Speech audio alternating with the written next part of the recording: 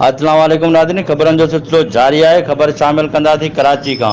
मज़लूम माण्हुनि जे लाइ आवाज़ उथारणु गुनाह बणिजी वियो। पुछनि जो परणो कंदड़ जोड़े पारां प्रेस कॉन्फ्रेंस करण ते बाअसरनि पारां सहाफ़ी खे हिरासत ऐं कूड़नि केसनि में फसाइण जूं धमकियूं।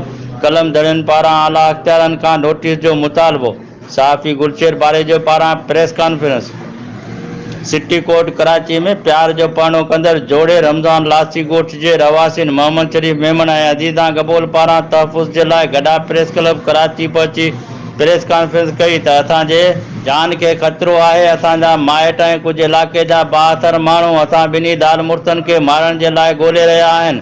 ऐं ॿिए पासे अॼु सुबुह जो 72 वॾेरे वाहिद मेमन ऐं सिविल ड्रेस में मुलवस पुलिस इंस्पेक्टर मुश्ताक मेमन पारां सहाफ़ी गुलशेर बारेजो खे घुराए हिरासत करण सां गॾोगॾु कूड़नि केसनि में फासाइण जूं धमकियूं ॾिनियूं त अवां प्रेमी जोड़े खे गॾा प्रेस क्लब ते प्रेस कॉन्फ्रेंस छो कराई आहे ऐं हू किथे आहिनि, उहे असांजे हवाले करियो। मज़लूमनि जो आवाज़ बणिजणु गुनाह बणिजी वियो आहे।